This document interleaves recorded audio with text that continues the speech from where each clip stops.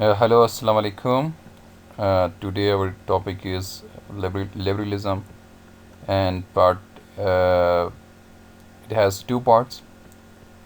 In first parts, we will discuss classical liberalisms and utopian idealism, and second part is new liberalisms.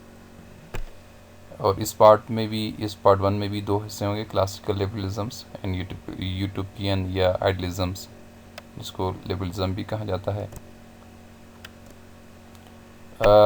Classical liberalism जिस तरह हमने discuss किया था, classical realism की बात की थी, और सेम यहाँ पे भी पहले अगर हम देखें तो मोस्टली फ़िलोसफी या थ्योरीज जो है इंटरनेशनल रिलेशंस में, ये अप्रोचेस जो हम फोकस करेंगे वो तो वर्ल्ड वार के बाद इन इमरजेंस एवोल्यूशंस ऑफ आईआर है। आईआर और आईआर को किस तरह स्टडी करना, एक लिबरलिज्म आइडियलिज्म्स, उन दोनों की डिबेट स्टार्ट होता है। तो यहाँ पे बेसिकली हम क्लासिकल लिबरलिज्म को थोड़ा सा टच करेंगे, उसके बाद आइडियलिज्म पे आएंगे।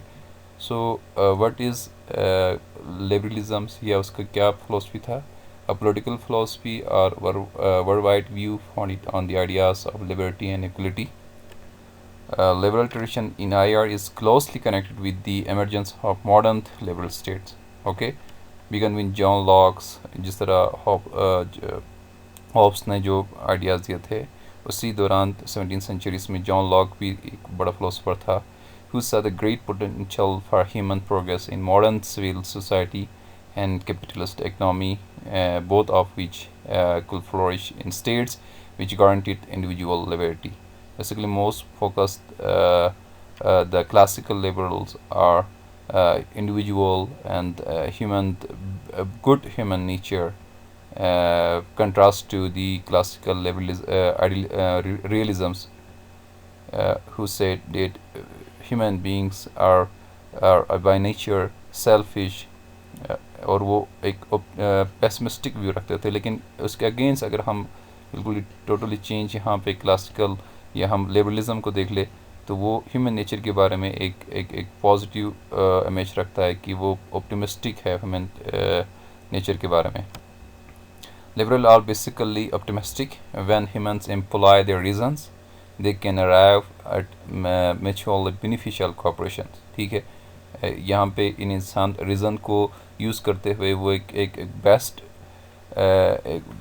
कोऑपरेशन की तरफ जा सकता है, और वो एक कोऑपरेशन और एक कोऑपरेशन के थ्रू ही एक सोसाइटी को बेनिफिट दे सकता है। They can put an at war, ठीक है, यहाँ फिर जब कोऑपरेशन हो तो वहाँ पे वार पॉसिबल नहीं है। Liberal optimism is closely connected with the rise of the modern states, ठीक हो गया।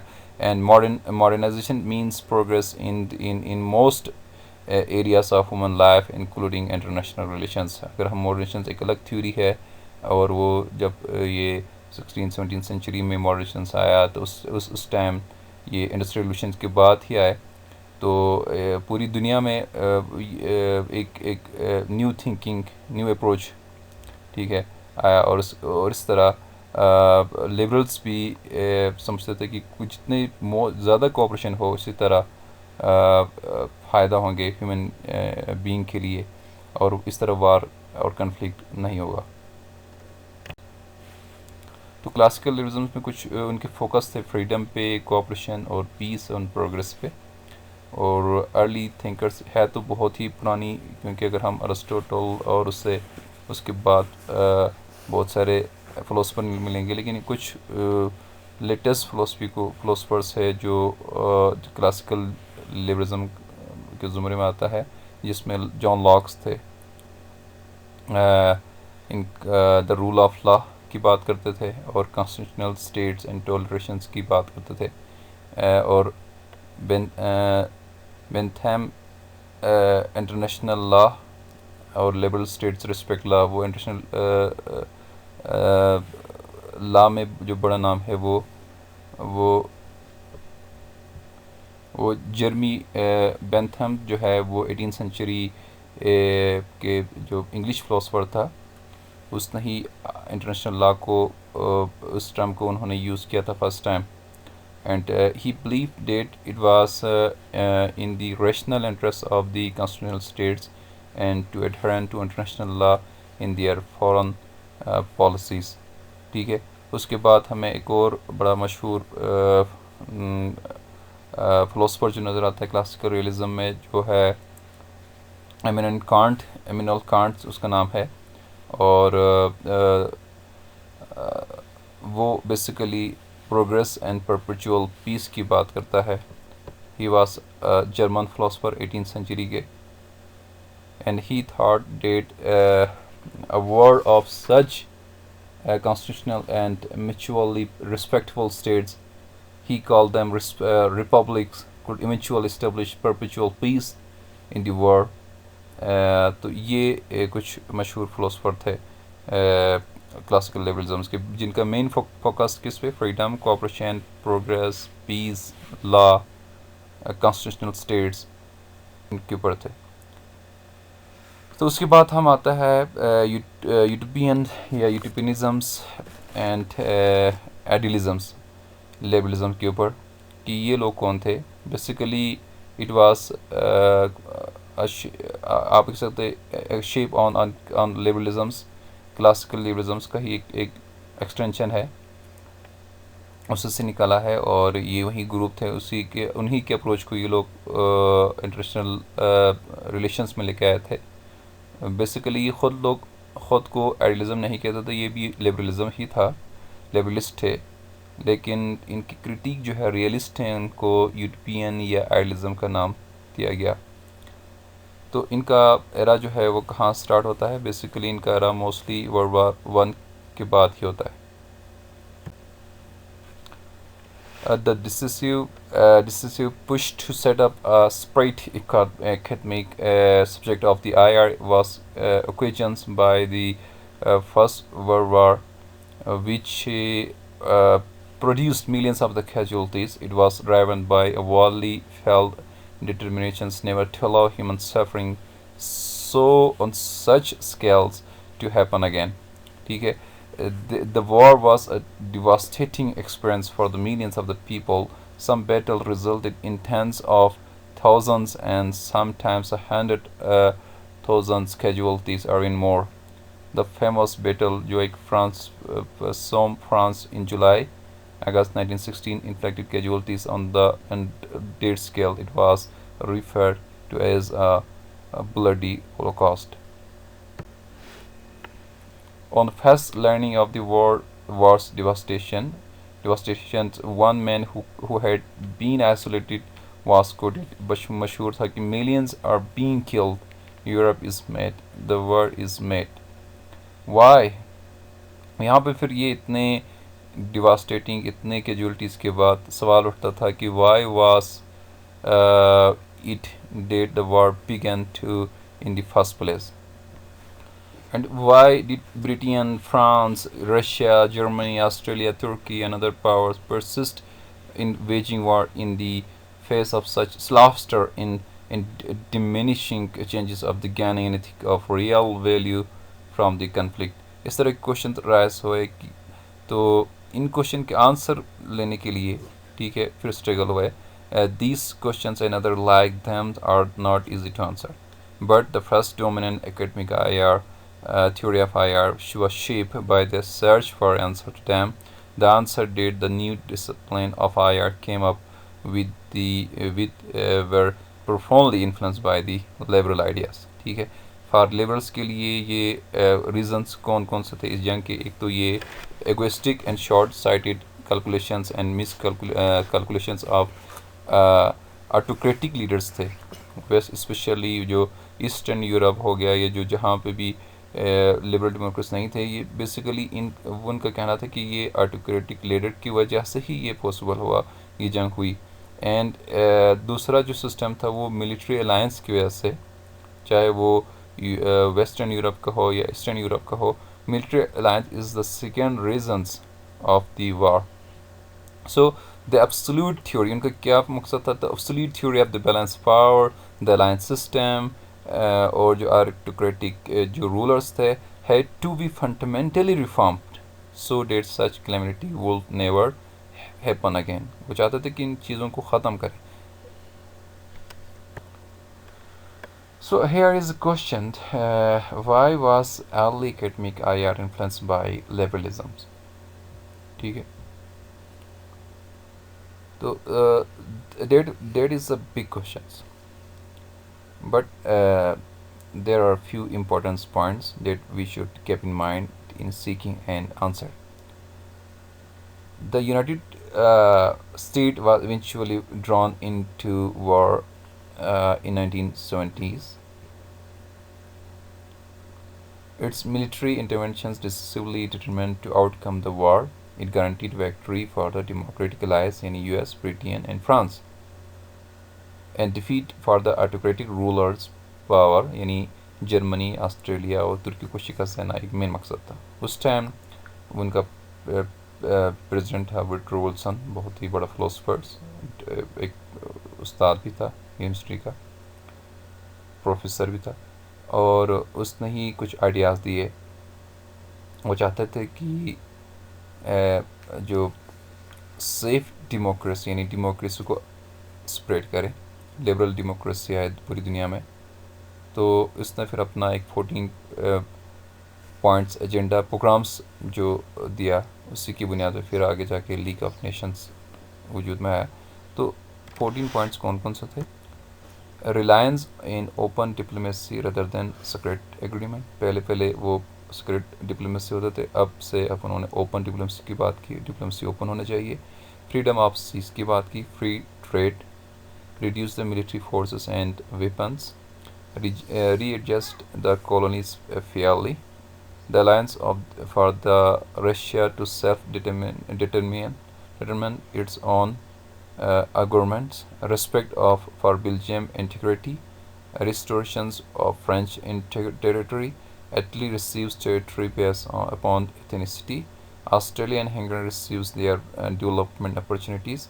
Independence for the Balkan states, determination for the peoples of Ottoman Empire, and free passages through the Dardanelles. Is independence for Poland, the formations of the League of Nations to guarantee independence for all countries, large and small.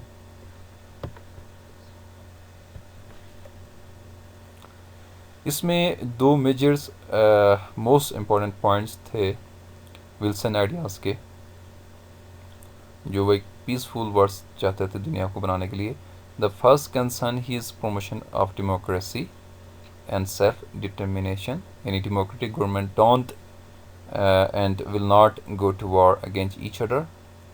And the second major point इसका था वो programme concern the creation of international organisations. ठीक है, उसका idea था the idea that international institutions can promote peaceful cooperation among the states is basic element of liberal thinking. यानी एक international institutions हो, एक ऑर्गेनाइजेशन हो पूरी दुनिया में, एक वर्ल्ड गवर्नमेंट हो, और जो मेन इंपॉर्टेंट दूसरा एक पॉइंट था उसका डेमोक्रेटिक गवर्नमेंट्स हो पूरी, ताकि क्योंकि उनका बिलीव था कि डेमोक्रेसी या डेमोक्रेटिक गवर्नमेंट वो एक दूसरे के खिलाफ कभी भी जंग नहीं करती. इसी तरह एक और फिलोसफर था, मशहूर लिबरलिस्ट फिलोसफर, जिसका नाम था नॉर्मन एंगल, और उसने जो बुक पब्लिश की उसकी द ग्रेट इल्यूजन्स के नाम से 1909 में. The illusion is that many states people still believe that war serves profitable purpose. ये रियलिस्ट समझते थे या उस टाइम कि जो वार जो है एक प्रॉफिटेबल पर्पस है. That success in war is beneficial for the winner. Engel argues that exactly the opposite in case. In modern times, territorial consequences is extremely expensive and politically decisive because it severely disrupts international commerce. The general argument set forth by the Engel is a forerunner of later liberal thinking about modernizations and economic interdependence. ठीक है, यानी basically वो समझते थे कि इस दौर में मोस्टली आपकी वार की इतनी अहमियत नहीं है. ठीक है, वार तो मज़ीद आपको नुकसान पहुंचाएंगे, लेकिन अब इस दौरान आपके एक ट्रेड और कॉमर्स रिलेशंस है, अगर आप वार करेंगे तो वो फिर आपकी वो रिलेशंस ख़राब होंगे, इस तरह आप इकोनॉमिकली आप लूज कर जाएंगे बहुत सारी चीज़ें. So the thinking of Wilson and angles is based on a liberal view of human beings and human society. Human beings are rational, and when they apply reasons to international relations, they can set up organizations for the benefit of all. ठीक हो गया. अगर वो अपने reason को use करेंगे तो ये इंटरनेशनल रिलेशन के थ्रू पूरी दुनिया को फ़ायदा देंगे. These ideas had some success in 1920s. ठीक है, लीग ऑफ नेशन की शक्ल में हमें नज़र आता है, और बहुत सारे दूसरे इदारे बने, कॉपरेशन स्टार्ट हो गए. Liberal ideas dominate in the first phase of academic IR. ठीक है, उस टाइम क्योंकि एकेडमिक आईआर में ये लोग किसी हद तक डोमिनेट रहे. Liberal ideas dominated in the first phase of academic IR या विशफुल थिंकिंग. ठीक है, देखो ये इनके एक सवाल तो बनता है कि ये डोमिनेंस रहने के बावजूद, ठीक है, उसको आइडियलिज्म क्यों कहा गया.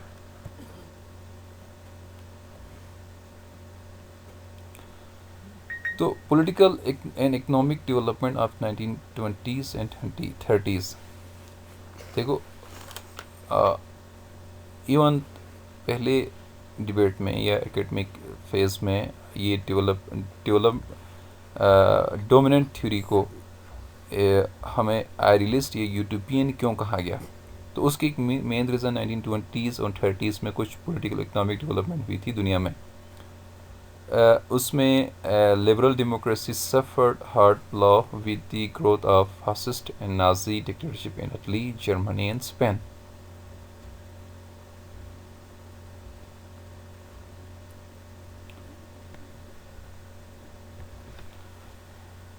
Authoritarianism is also increased in many of the new states of Central and Eastern Europe, for example, Poland, Hungary, Yugoslavia, were brought into existence as a result of the First World War and the Paris Peace Conference, and were supposed to become democracies. Thus, contrary to Wilson's hopes for the spread of democratic civilization, it failed to happen. In many cases, what actually happened was the spread of the very sort of states that believed provoke war, authoritarian and militaristic states. At the same time, liberal states themselves were not democratic role models in every way. Several of them held on to the vast empires with colonies kept under the coercive control. तो अगर हम देख ले उस time British को, ठीक है, उसके पास इतने वास्ट एरियाज भी थे और वो बहुत सारे जगहों पे कॉलोनीज बने हुए थे. द लीग ऑफ नेशंस कैंड जो थर्ड जो फेलियर हम रीज़न देखे थे, द League of Nations never became the strong international organizations. The liberal hoped that would restrain powerful and aggressively disposed states. ठीक है, but ऐसा possible नहीं हुआ. Even Germany joined the League in 1926 and left 1933. Is that Russia finally joined in 1934 and was expelled 1940 because of the war with Finland. But by that time, the League was effectively dead. ठीक है, उसकी जो अहमियत जो बताए गए थे वो पीस प्रोग्रेस के लिए बनाए थे, ऐसे पॉसिबल नहीं हुआ. So the Wall Street crash of October 1929 marked the beginning of the severe economic crisis in Western countries. जो एंगल ने जो दिया था कि आप कोऑपरेशन के थ्रू अब दुनिया में इकोनॉमिक कोऑपरेशन के थ्रू अब जंग पॉसिबल नहीं है, जंग से फ़ायदा नहीं है, लेकिन यहाँ पे हम देखते हैं 1929 में मार्केट क्रैश हो गया, क्राइसिस आ गए थे. World trade shrunk dramatically and industrial production is developed countries declined rapidly. Liberal idealism was not a good intellectual guide to international relations in the 1930s, and interdependence did not produce peaceful cooperation. The League of Nations was helpless in the face of the expansionist expansionist power politics conducted by the authoritarian regimes in Germany, Italy and Japan. इसी तरह वो जो E.H. Carr argued that liberal IR thinker profoundly misread the facts of the history and misunderstood the nature of the international relations.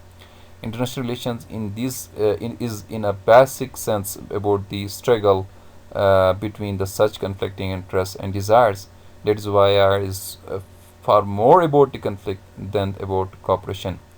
Carr astutely labeled the liberal position utopian. ठीक है, उन्होंने दिया था utopian, जो उन्होंने जो 20 ईयर क्राइसिस बुक लिखी थी उन्होंने 1920 से 1939, और तो इसमें ही उन्होंने इस लिबरलिज्म्स आइडियाज़ को उन्होंने यूटोपियन कहा कि ये यूटोपिया है, ये इसमें कोई हकीकत नहीं है, ये आइडियलिस्ट बेस्ड है, इसमें रियलिटी है नहीं। बेसिकली दुनिया में कन्फ्लिक्ट ही सब कुछ है, कोऑपरेशन बहुत ही कम है, इंटरेस्ट बेस्ड रिलेशंस पॉसिबल है।